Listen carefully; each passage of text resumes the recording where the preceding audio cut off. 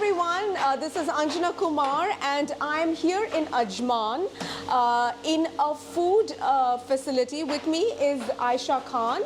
She is an entrepreneur and she runs the food ATM. Now what is food ATM? As you can see here, some interesting egg biryani happening here for 200 people. Well, this is what this facility is all about.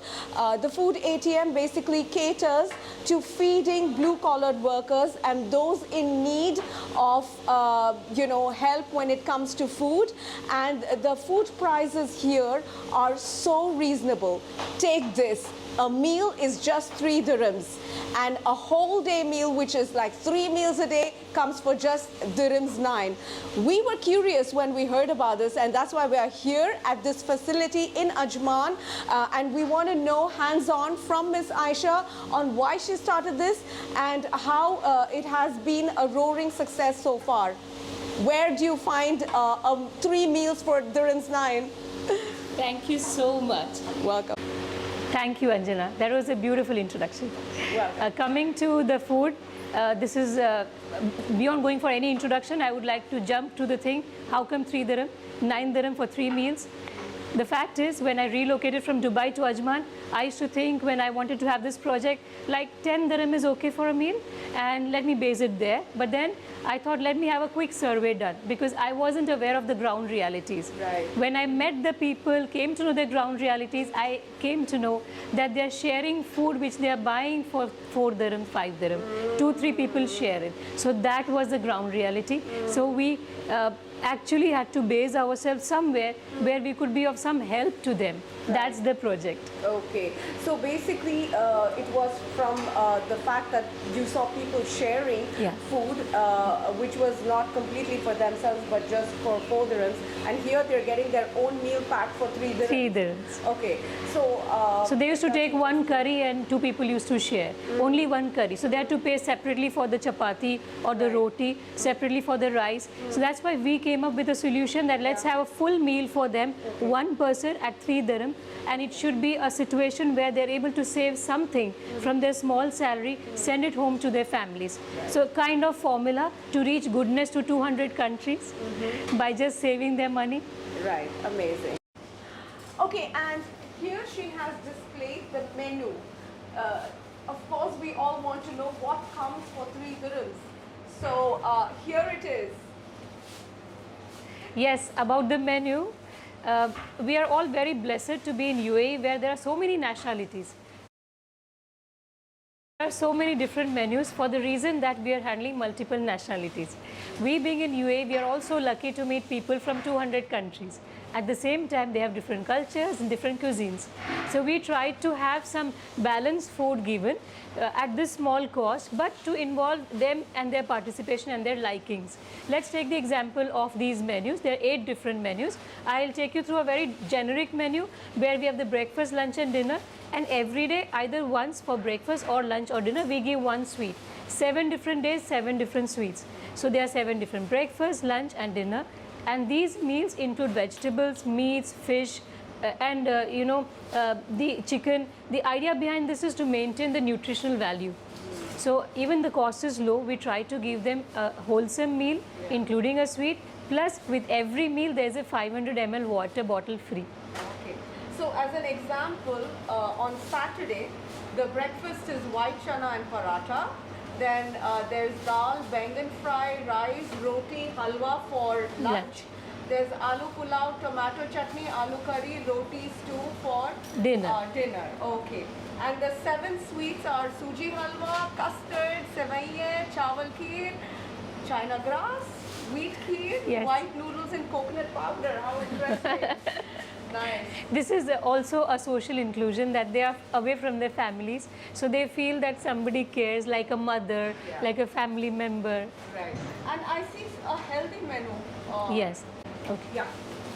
The healthy menu, it stands out because this is for people who are having diabetes, and people who can't just go for the regular greasy food, rice and all. So out in every account of ours, say we are handling a company with 600 laborers, at least handful of them do have problems with eating rice, with having oily food, with having the typical gravies which we Indians, Pakistanis, all of us eat. So for them we have these healthy meals which are not the typical gravy meals with a lot of spice and oil. Instead these are grilled food. So they will have vegetable salads, they will have some grill, and they will also have sweets, but in moderation. Okay, so I see here Pakistani menu, Malbari menu, Indian menu. Wow. Tell us about that. This is to ensure that people eat what they've been eating from their childhood, whatever they've been used to. When times were different, they had to put up with a loaf of bread, a kubus, and maybe a banana or sorts. But now that we are there for them, so we might as well give them something which they're used to eating. So we have different cooks from different parts of the Asian countries, not all over the world, but yes. So we are trying our bit to do something for them. The way forward for Food ATM is by 2024, we intend to feed 80% of the labor accommodation of UAE, and beyond that we want to reach out to all the countries where we have lower income, lesser privileged communities and workers.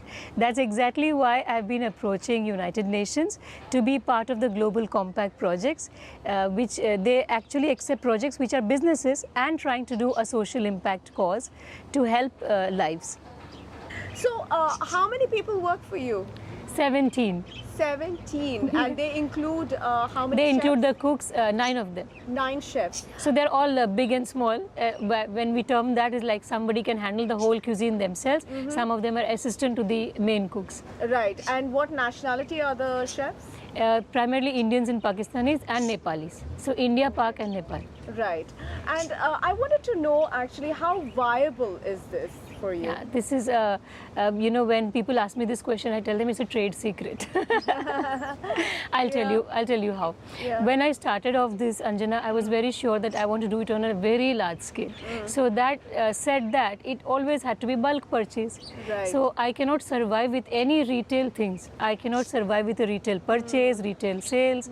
I have to purchase in bulk, which gives me a good margin, and then I have to sell also in bulk, because at 3 dirham, transportation, the packaging, the content itself, because we are known for quality and quantity. Right. We are dealing with adult workers who are doing physical intensive work. So giving them small quantity doesn't work. So that's why I say only bulk is our secret. Otherwise we can't survive. Right. And obviously, yes, bulk is the way you survive. So the more contracts you have, the more viable. And you are increasing your facility now, right? Yes. You are expanding it. Yes, we got a lot of orders from Dubai, Yeah. which has, as we all know, in the world we stand at number 3 when it comes to tower cranes, Dubai. So many tower cranes, that means so much of construction happening, engineering projects are there. So there's a lot of demand for our kind of work and services. But then since Ajman is far from Dubai, we are having challenges with accidents and traffics. Right. Nobody has control on that. Okay. So that's the reason why we have now got a facility coming up in Sonapur in Dubai. Okay. And your primary demand comes from which cities? It is Demand for demand for these meals are from all the labor-intensive companies based with their labor accommodations in Sharjah, Sharjah, Dubai, and some part in Ajman. All right, okay. And with that, it's a wrap. How interesting is this story? If you know of someone who's doing such a beautiful project, helping the community, going out of their comfort box to do something to help people in need, do let us know.